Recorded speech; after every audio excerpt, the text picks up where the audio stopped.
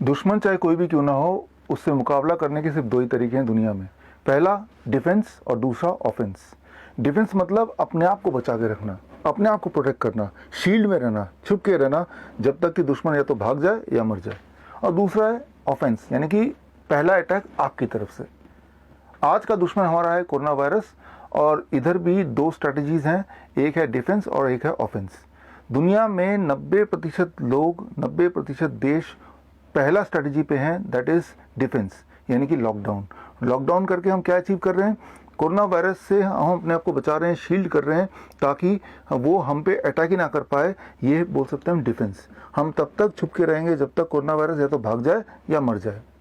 जबकि आज दुनिया में 10% देश ऐसे हैं, टोटल एटलीस्ट 21 देश, जिसमें जहां पे कोरोना वायरस सेम टाइम पे आया, लेकिन उन्होंने पहले की जगह दूसरी स्ट्रेटेजी को अपनाना ठीक समझा, यानी कि ऑफेंस, अटैक करने की स्ट्रेटेजी। मेडिकल भाषा में से बोलेंगे हर्ड इम्यूनिटी। हर्ड इम्यूनिटी क्या है, ये अगर आपको जानना है तो आप स्क्रीन पे दिए हुए लिंक में जाके मेरा वीडियो देखिए, या फिर आप गल्फ न्यूज़ के लिंक में जाके, स्क्रीन पे दिए हुए लिंक में जाके 9 अप्रैल में मेरा एक इंटरव्यू आया था, उसमें भी हर्ड इम्यूनिटी को अच्छी तरह कवर किया था। गल्फ न्यूज़ दुनिया का एक बहुत बड़ा अखबार है, गल्फ के कंट्रीज़ में यही अखबार चलता है। तो दो तरीके हैं लड़ने के कोरोना वायरस से, एक है लॉकडाउन, एक है नो लॉकडाउन। लॉकडाउन से हमने अभी क्या अचीव किया, वो आपके पास पूरे के पूरे आंकड़े हैं, चाहे वो स्पेन हो, इटली हो, यूएस हो, यूके हो, इंडिया हो, चाइना हो। इन सारे देशों ने लॉकडाउन का तरीका अपनाया कि हम डिफेंस से कोरोना वायरस से जीतेंगे, यानी कि हम अपने आप को लॉक कर लेंगे, बंद कर लेंगे। कोरोना वायरस बाहर खड़ा रहेगा, थक जाएगा, मर जाएगा, भाग जाएगा, और फिर ही हम बाहर निकलेंगे। तो इस स्ट्रेटजी से क्या फ़ायदा हुआ, कितने लोग पीड़ित हुए, कितने लोग मरे, ये आंकड़े मुझे आपको देने की आवश्यकता नहीं, बिकॉज ये आंकड़े टीवी पे रियल टाइम में आ रहा है, कई कई बार बताया जा रहा है, तो आपको सब जुबानी याद भी होगा। लेकिन दुनिया में करीब 21 देश हैं जहां पे कोरोना वायरस आने के बावजूद भी कोई लॉकडाउन नहीं हुआ। उन देशों के आंकड़े क्या है, इनमें से कोई भी फिगर शायद आप तक पहुंचाई नहीं गई, तो हमें यहाँ बात करनी पड़ेगी। सो आप स्क्रीन पे देखिए, ये 21 देशों के नाम हैं, और आप देख के चौंक जाएंगे कि यहाँ पे अधिकतर देशों में लॉकडाउन ना होने के बाद, यानी कि ऑफेंस का सिस्टम, हर्ड इम्यूनिटी का स्ट्रेटजी अपनाने के बाद, अधिकतर देशों में कोरोना वायरस से जो डेथ है वो डबल डिजिट तक भी नहीं पहुंचा, बल्कि कुछ देशों में तो कोरोना वायरस से डेथ का खाता खुला भी नहीं। अगर इस पूरे लिस्ट को आप ध्यान से देखें, जहां जहां लॉकडाउन नहीं हुआ है, तो आप पाएंगे सिर्फ दो ही देश, एक जापान और एक स्वीडन, जहां पे 3 डिजिट तक भी कोरोना डेथ पहुंच चुका है। तो ये दो देश जहां पे लॉकडाउन नहीं हुआ है, ये दो देश जिन्होंने हर्ड इम्यूनिटी वाली स्ट्रेटेजी अपनाई है, तो यहाँ पे इतनी मौतें क्यों हुई, ये जानने के लिए मैंने थोड़ा इन्वेस्टिगेट किया। और इस इन्वेस्टिगेशन को समझने के लिए आपको एक बात समझना होगा कि कोरोना वायरस बॉडी में आएगा तो एक बीमारी हो जाती है जिसका नाम दिया गया कोविड-19। कोविड-19 कुछ भी नहीं है, वो सिंपल एक इन्फ्लुएंजा बोल सकते हैं। It is called influenza like illness की कैटेगरी में रखा गया है, जिस कैटेगरी में H1N1 भी है। हर साल, सालों साल, हर कंट्री में इन्फ्लुएंजा लाइक इलनेस से हज़ारों की तादाद में लोग मरते ही हैं। जापान में भी मरते हैं, भारत में भी मरते हैं, यूएस में भी मरते हैं। मैंने जापान के पिछले 6 साल के इन्फ्लुएंजा लाइक इलनेस से कितनी मौतें हर साल हुई हैं, पिछले 6 साल 2014-15 इन्फ्लुएंजा सीजन में, इन्फ्लुएंजा सीजन होता है नवंबर से लेके अप्रैल तक का, और 15-16, 16-17, 17-18, 18-19 और 19 से लेके 20 तक के बीच में, यानी कि अप्रैल तक में, अप्रैल 10 तक कितनी मौतें हुई हैं इन्फ्लुएंजा लाइक इलनेस से, ये मैंने थोड़ा जानने की कोशिश की। आपके स्क्रीन के सामने सारे आंकड़े हैं ग्राफ के फॉर्म में। इसमें जो डॉटेड आप देख रहे हैं वो है पिछले 5 साल के आंकड़े, और जो सॉलिड लाइन में देख रहे हैं वो है इस साल के आंकड़े। बिल्कुल क्लियर है कि इस साल इन्फ्लुएंजा लाइक इलनेस से लोगों की मौत पिछले 5 साल के कंपैरिजन में बहुत कम हुए हैं। यह है जापान की स्टोरी। अब बात करते हैं स्वीडन। स्वीडन का भी मैंने टोटल मोर्टेलिटी देखा फॉर लास्ट 3 ईयर्स। आपके स्क्रीन में दिया हुआ है लास्ट 3 ईयर्स के टोटल मोर्टेलिटी ऑफ स्वीडन। आप देखेंगे पिछले साल ओवरऑल मोर्टेलिटी, या उससे पिछले साल, या उससे पिछले साल ओवरऑल मोर्टेलिटी लगभग उतनी रही है या उससे ज़्यादा रही है in comparison to the overall mortality now. तो मैं ये बोलना चाह रहा हूँ कि चाहे स्वीडन और जापान के आंकड़े 3 डिजिट में गए हैं, लेकिन अगर हम प्रीवियस ईयर से कंपेयर करें तो वहाँ भी स्थिति पहले से बेटर है।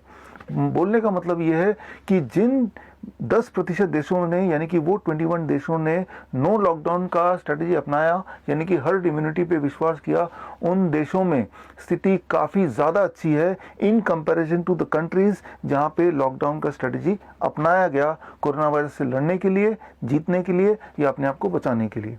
अब यहाँ पे एक सवाल मैं आपसे पूछता हूं कि ये जो 21 देश है, ये जो इनकी कोरोना वायरस पे जीत है, इनकी कहानी मीडिया में क्यों नहीं है? इसका जवाब ढूंढने की मैंने कोशिश की। मैं एक कहानी सुनाता हूं आपको। इमेजिन कीजिए कि हर साल आम का सीज़न आता है और इस साल भी आम का सीज़न आया, और हर साल की तरह इस साल भी लोग आम के पेड़ में चढ़ते हैं और चढ़ के आम तोड़ के खाने की कोशिश करते हैं। लेकिन चढ़ते हुए कुछ लोग गिरते हैं और गिर के उनकी मौत हो जाती है पेड़ से गिर के, और तब एडमिनिस्ट्रेशन हरकत में आती है और वो ऐलान कर देती है कि इस बार न जाने किस तरह के आम आए हैं कि लोग आम खाने जाते हैं तो वो शायद मर भी जाते हैं या मर भी सकते हैं। यानी कि सबको चेतावनी दी गई कि सब अपने अपने घर में बंद हो जाओ, आम खाने कोई नहीं जाएगा, और जब तक आम का सीज़न ना चला जाए आप लोग घर में ही रहेंगे। आपको भूख लगी, आपको आम खाना है, लेकिन आप खाने जा नहीं सकते। एडमिनिस्ट्रेशन ने बोला चिंता मत कीजिए, हम आपके लिए आम इकट्ठा करेंगे। एडमिनिस्ट्रेशन ने आम लिया, आम लेके वो बॉटल में भरने लगे, और बॉटल में भर के अब बोल रहे हैं कि ये रहा आम, ये आप खाइए, जब खाना चाहें खाइए।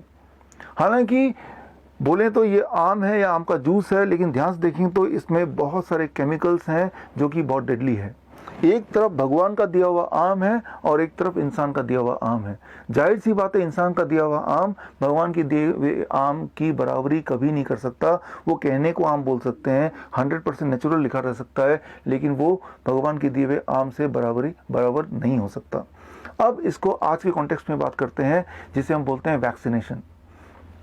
वो जो 21 देश है उनकी हर्ड इम्यूनिटी या कम्युनिटी इम्यूनिटी डेवलप हो गई है, यानी कि उन 21 देश को ना तो दवाइयों की जरूरत है कोरोना वायरस के अगेंस्ट, ना ही उनको किसी तरह की वैक्सीन की आवश्यकता है कोरोना वायरस के अगेंस्ट। अब वैक्सीन क्या होता है समझिए। मैं एक उदाहरण लेता हूं। मान लीजिए कोरोना वायरस है, और ये वायरस जब आपके बॉडी में जाता है तो एक बात याद रखिए, सारे लोग बीमार नहीं पड़ते। आंकड़े कहते हैं 80% लोग बीमार ही नहीं पड़ेंगे कोरोना वायरस की वजह से, यानी कि उनको पता तक नहीं होगा कि उनके बॉडी में they are the carrier of corona virus, they will not know. सिर्फ 20% लोग बीमार पड़ते हैं, उनमें से भी 10% लोगों को टेम्परेचर होता है और 10% को सिर्फ खांसी होती है। जिनको खांसी होती है वो 3-4 दिन में या 5-7 दिन में वैसे ही ठीक हो जाते हैं, और जिनको बुखार भी होता है उनमें से अगर 1000 लोगों को बुखार हुआ तो उन 1000 में से सिर्फ एक की मौत होगी और बाकी 999 लोग ठीक हो जाएंगे।